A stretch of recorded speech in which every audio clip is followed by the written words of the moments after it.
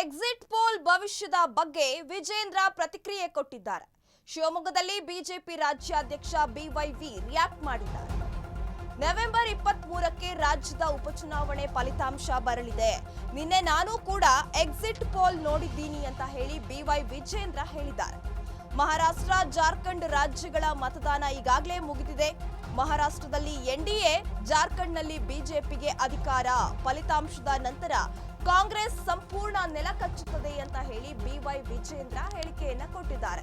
ಈ ಹಿಂದೆ ಕೂಡ ಅವರು ಹೇಳಿಕೆಯನ್ನ ಕೊಟ್ಟಿದ್ರು. ಯಾವಾಗ ಎಲೆಕ್ಷನ್ ಮುಗಿದು ರಿಸಲ್ಟ್ ಬರುತ್ತೆ, ರಿಸಲ್ಟ್ ಬಂದ ಮೇಲೆ ಸಿಎಂ ಸಿದ್ದರಾಮಯ್ಯ ರಾಜೀನಾಮೆ ಕೊಡ್ತಾರೆ ಅಂತ ಕೂಡ ಅವರು ಒಂದು ಹೇಳಿಕೆಯನ್ನ ಕೊಟ್ಟಿದ್ರು. ಇದೀಗ ಮಹಾರಾಷ್ಟ್ರ ಹಾಗೂ ಜಾರ್ಖಂಡ್ನಲ್ಲೂ ಒಂದು ಚುನಾವಣೆ ಮುಗಿದಿರುವ ಹೊತ್ತಲ್ಲೇ ಕಾಂಗ್ರೆಸ್ ಸಂಪೂರ್ಣ ನೆಲಕಚ್ಚುತ್ತೆ.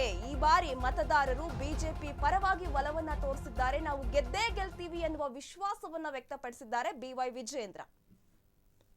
ಹೊಂದಿದ್ರು ಸಹ ಮಹಾರಾಷ್ಟ್ರ ಹಾಗೂ ಜಾರ್ಖಂಡ್ ಎರಡು ರಾಜ್ಯಗಳ ಮತದಾನ ಮುಗಿದಿದೆ. ನಾಡಿದ್ದು 23ನೇ ತಾರೀಕು ಮತ ಎಣಿಕೆ. ಅದೇ ರೀತಿ ಕರ್ನಾಟಕ ರಾಜ್ಯದಲ್ಲಿ ನಡೆದಂತ 3 ವಿಧಾನಸಭಾ ಕ್ಷೇತ್ರದ ಉಪಚುನಾವಣೆ ಫಲಿತಾಂಶನೂ ಕೂಡ ಇದೆ.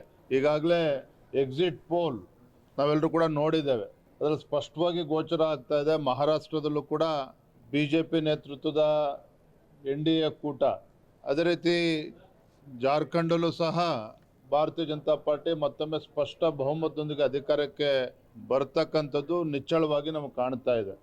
ಬಹುಶಃ 23ನೇ ತಾರೀಕು ಇನ್ನೇನು ಬದಲಾವಣೆ ಆಗುತ್ತೆ ಅಂತ ನಮಗೂ ಅನ್ಸಲ್ಲ. ಯಾಕಂದರೆ ಎಕ್ಸಿಟ್ ಪೋಲ್ ಒಂದು ಕಡೆ ನಮಗಿರ್ತಕ್ಕಂಥ ಮಾಹಿತಿನೂ ಕೂಡ ಇದೇನೆ. ಸ್ಪಷ್ಟ ಬಹುಮತದೊಂದಿಗೆ ಮಹಾರಾಷ್ಟ್ರದಲ್ಲೂ ಕೂಡ ನಾವು ಅಧಿಕಾರಕ್ಕೆ ಬರ್ತೇವೆ, ಜಾರ್ಖಂಡಲ್ಲೂ ಕೂಡ ಸ್ಪಷ್ಟ ಬಹುಮತದೊಂದಿಗೆ ಅಧಿಕಾರಕ್ಕೆ ಬರ್ತೇವೆ. ತುಂಬ ಸಂತೋಷ ತರ್ತಕ್ಕಂಥ ವಿಚಾರ. ಯಾಕೆಂದರೆ ಕಳೆದ ಲೋಕಸಭಾ ಚುನಾವಣೆ ಫಲಿತಾಂಶ ಬಂದ ನಂತರದಲ್ಲಿ ಬಿಜೆಪಿ ನೇತೃತ್ವ ಎನ್ಡಿಎ ಕೂಟ ಸ್ಪಷ್ಟ ಬಹುಮತ ಬಂದಿದ್ರೂ ಸಹ ಕಾಂಗ್ರೆಸ್ ಪಕ್ಷದ INDA ಕೂಟದ ಆರ್ಭಟ ನೋಡಿದರೆ ಚುನಾವಣೆ ನಾವು ಗೆದ್ವೋ ಅವ್ರು ಗೆದ್ವೋ, ಮೋದಿಯವ್ರು ಮತ್ತೆ ಪ್ರಧಾನಮಂತ್ರಿ ಆಗಿದ್ದಾರೋ ಅವ್ರು ಆಗ್ತಾರೋ ಅನ್ನೋ ಅನುಮಾನ ಮೂಡಿಸ್ತಕ್ಕಂಥ ರೀತಿಯಲ್ಲಿ ಇತ್ತು. ಆ ರೀತಿ ಆರ್ಭಟ ಕಾಂಗ್ರೆಸ್ ಪಕ್ಷದಿತ್ತು. ಆದರೆ ಹರಿಯಾಣ ಚುನಾವಣೆ ಫಲಿತಾಂಶ ಬಂದ ನಂತರದಲ್ಲಿ ಕಾಂಗ್ರೆಸ್ ಆರ್ಭಟ ಕಡಿಮೆ ಆಗಿದೆ.